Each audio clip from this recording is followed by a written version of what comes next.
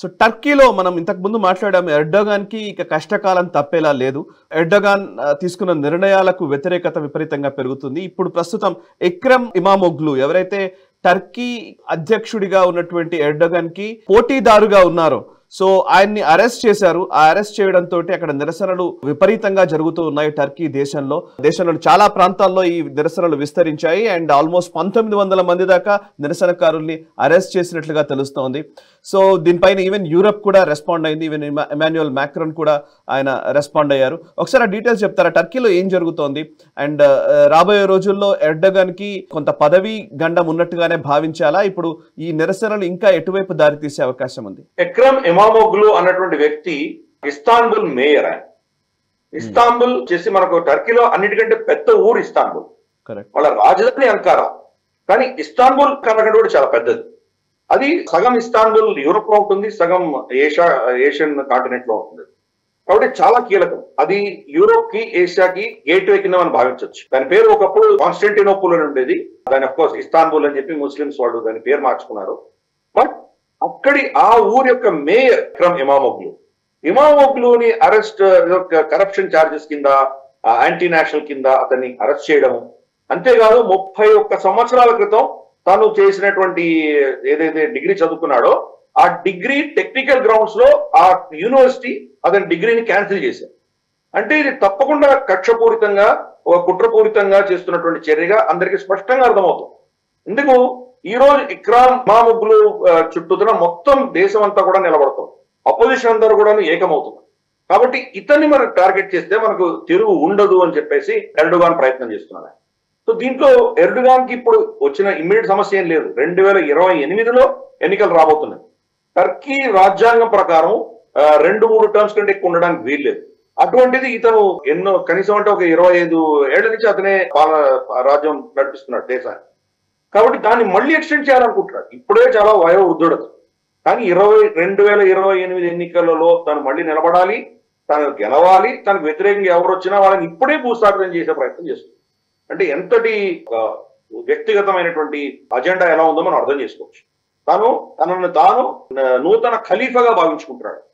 అందుకని వాళ్ళ దేశంలో తను వ్యతిరేకంగా ఎవరు నిలబడినా వాటిని పక్కన తీసేటువంటి ప్రయత్నం చేస్తుంది. గతంలో కొన్ని 4-5 సంవత్సరాల క్రితం ఒక కూ జరిగింది, తన మీద కూ చేసే ప్రయత్నం చేస్తున్నారని చెప్పి సైనికాధికారులని, అపోజిషన్ లీడర్స్ ని, తర్వాత మనకు ఈవెన్ యూనివర్సిటీలో ఉన్నటువంటి ప్రొఫెసర్లను, ఎన్జిఓలను, థింక్ ట్యాంక్, తన పార్టీ తనకు వ్యతిరేకంగా ఉన్న ప్రతి వ్యక్తిని అరెస్ట్ చేశాడు, చాలా మందిని చంపేశాడు. కాబట్టి ఒక కరుడు కట్టిన డిక్టేటర్ కింద భావించాలి. అక్కడ ఉన్నటువంటి ఎలక్షన్స్ ని తను కంప్లీట్ గా తన దీనికి మార్చుకునే దిశగా ప్రయత్నం చేస్తున్నట్లు డిక్టేటర్. ప్రతి డిక్టేటర్ అలాగే ప్రవర్తిస్తాడు, ఇతను అలాగే ప్రవర్తిస్తుంది. కానీ ఈసారి ఏమైందంటే ప్రజలు చాలా విపరీతంగా నిరసనలు తెలిపి మొత్తం టర్కీ అంతా కూడాను అల్లకల్లోలం అయిపోయింది. అతనేమన్నాడంటే ఇది వీళ్ళేదో ఊరికే పని పాలన చేస్తున్నారు, చిన్న చిన్న అల్లరు తప్ప ఏం లేవు, ఇవి దీన్ని పెద్దగా పట్టించుకోవాల్సిన అవసరం లేదు, వాళ్ళ ఫ్రస్ట్రేషన్ వెళ్ళబుచ్చుకుంటున్నారు అంతే. అతను తప్పులు చేశాడు కాబట్టి, అతను కరప్షన్ అతని పేరు మీద అభియోగాలు ఉన్నాయి కాబట్టి అతను అరెస్ట్ చేసి ఇన్వెస్టిగేట్ చేయాల్సిన బాధ్యత మాకుంది, మేము చేశాము అని చెప్పి దాన్ని చెప్పుకుంటున్నాడు. కానీ యూరోప్ దాన్ని ఒప్పుకోవడానికి, దాన్ని యాక్సెప్ట్ ఒప్పుకోవట్లేదు. మక్రాన్ లాంటి వాళ్ళు, ఇమాన్యుయల్ మక్రాన్ లాంటి వాళ్ళు కంప్లీట్ గా దాన్ని అపోజ్ చేస్తున్నారు. మీరు అక్కడ freedom of thought, freedom of expression ఇవన్నీ ఉండాలి, అపోజిషన్ మీరు టార్గెట్ చేస్తే కనుక ఇది మంచి పద్ధతి కాదు, ఇవన్నీ కూడా చెప్తున్నాం.